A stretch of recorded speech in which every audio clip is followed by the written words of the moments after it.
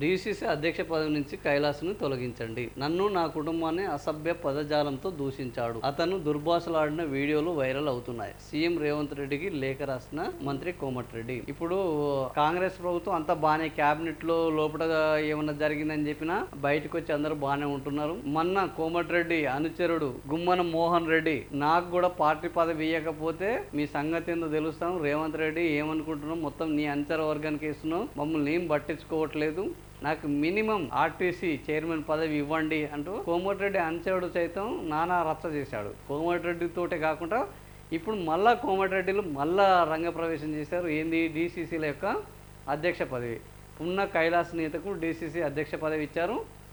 అయితే ఆ జిల్లా కాంగ్రెస్, నల్గొండ జిల్లా కాంగ్రెస్ అధ్యక్షుడిగా ఇవ్వడంతో కోమటిరెడ్డి వెంకటరెడ్డికి కోపం వచ్చింది. సో బీసీలకు పదవి ఇవ్వడం పట్ల ఇప్పుడు రెడ్డిలు కోపడుతున్నారు.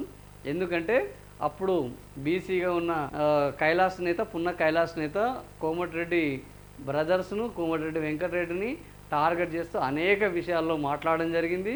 ఈవెన్ అద్దంకి దయాకర్ కూడా అంతకుముందు మాట్లాడడం జరిగింది. ఇట్లా చాలామంది ఈ ఇద్దరి మీద మాట్లాడడం జరిగింది.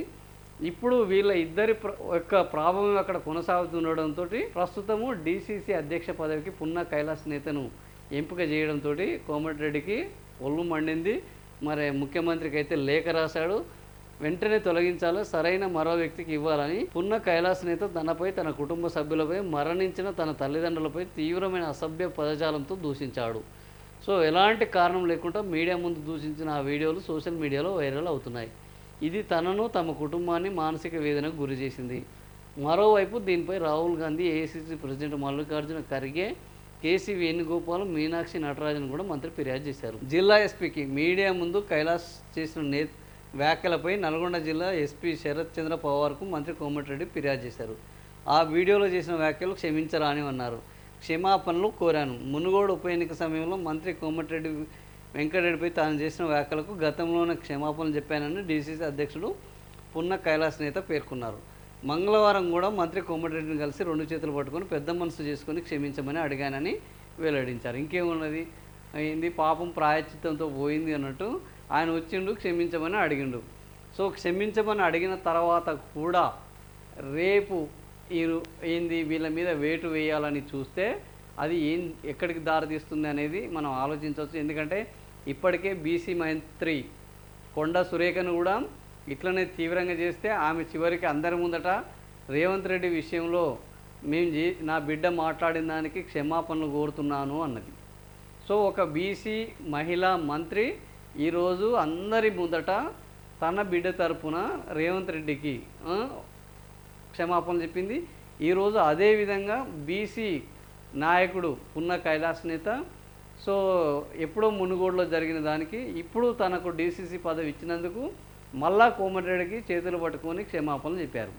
సో మరి రేవంత్ రెడ్డి అదేవిధంగా కొండా సురేఖ విషయంలో సమసిపోయిన ఈ వివాదము పున్న కైలాస్ నేత కోమటిరెడ్డి వివాదంలో కూడా సమసిపోతుందా లేకపోతే సమరంగా మారుతుందా అనేది చూడాలి. ఓవరాల్గా ఇప్పుడు ఇది రేవంత్ రెడ్డి ఆల్మోస్ట్ తీసుకున్న నిర్ణయం కాబట్టి ఆయన క్షమాపణలు చెప్పిండు కాబట్టి జరిగిపోవాలి. అలా జరగకపోతే మళ్ళీ బీసీల్లో మళ్ళీ ఒక వ్యతిరేకత భావన వచ్చే అవకాశం ఉంటుంది. అక్కడ ఉన్న బీసీలు కూడా కోమటిరెడ్డిని బుజ్జగించే అవకాశం ఉంటుంది. మరి బీసీలను కాదని కోమటిరెడ్డి వెంకటరెడ్డి ఒకవేళ పున్న కైలాస నేతకు మమ్మల్ని ఇంత తిట్టింది కాబట్టి ఆయనకు అధ్యక్ష పదవి ఇస్తే నేనేమన్నా తప్పుకుంటాను అని అంత సినిమా ఉందా అంటే అంత సినిమా లేదు. వాళ్ళని తొలగించమనే తప్ప వాళ్ళని తొలగించకపోతే మేము రాజీనామా చేస్తాము, మేము ఈ ప్రభుత్వంలో ఉండము అనే పరిస్థితి కోమటిరెడ్డి వెంకటరెడ్డికి ఉందంటే అంత సినిమా లేదు.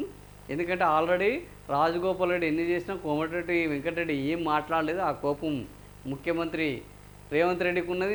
నా క్యాబినెట్లో ఉంటూ మీ తమ్ముడు ఇష్టం వచ్చినట్టు మాట్లాడుతుంటే నువ్వు వారించలేదు కాబట్టి నువ్వెట్లా చేసినావు, నేను కూడా డీసీసీ పదవుల్లో నాకు సంబంధించిన పెట్టుకొని నీ పట్ల తిట్టిస్తాను, నేను కూడా సప్పుడు కాకుంటాను. నువ్వు ఎట్లా సప్పుడు కాకున్నావో నేను అట్టే సప్పుడు కాకుండా, నన్ను తిరుగుతుంటే నువ్వు ఎట్లా ఎంజాయ్ చేసినావు, నిన్ను తిరుగుతుంటే రేపు నేను అట్లనే ఎంజాయ్ చేస్తా. సో ఇప్పుడు కుక్క కాటుకు చెప్పు దెబ్బ అన్న పద్ధతిలో నేను కూడా వివరిస్తానని ముఖ్యమంత్రి రేవంత్ రెడ్డి తన అద్భుతమైన రాజకీయ విధానాలను అవలంబిస్తున్నారు. మరి ఇప్పుడు నల్గొండ రాజకీయాలు పున్న కైలాస్ నేత వర్సెస్ కోమటిరెడ్డి బ్రదర్స్ ఏం మారబోతున్నాయి ఇప్పుడు. నల్గొండ అంటేనే ఆల్రెడీ అక్కడ చేనేతల యొక్క ప్రభావం చాలా ఎక్కువగా ఉంటుంది. ఇప్పుడు చేనేతకు ఒకతనికి అధ్యక్ష పదవి ఇచ్చారు. ఈ అధ్యక్ష పదవిని కూడా ఇవ్వద్దు అని అంటే అక్కడున్న చేనేతలు దీన్ని ఏ విధంగా తీసుకుంటారు, అక్కడ ఉన్న నేత కార్మికులు ఏ విధంగా తిరగబడతారు.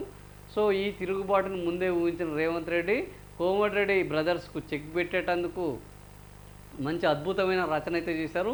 ఈ రచన ఏ విధంగా కొనసాగుతుంది, మరి కోమటిరెడ్డి తనను తిట్టినందుకు, తనను దుర్భాషలాడినందుకు, ఈ ఈ నా కుటుంబాన్ని, నా తల్లిదండ్రులను తిట్టినందుకు ఆత్మగౌరవంతో ఉన్న వ్యక్తిగా ఆయన రాజీనామా చేస్తారా? తూడ్చుకుంటే పోయేదానికి మంత్రి పదవిని వదిలేసుకుంటామా? ఒక క్షమాపణ చెప్పారు, వాళ్ళు వదిలేశారు. ఇప్పుడు కూడా ఈయన తిట్టాడు. ఏమైతే తిట్టినంత మాత్రాన మంత్రి పదవులు వదిలేసుకుంటే పోతే ఎట్లా అని మరి ఆ సిగ్గు శరం వదిలేసి మంత్రి పదవిలోనే కొనసాగుతారా? ఇప్పుడు చూడాలి.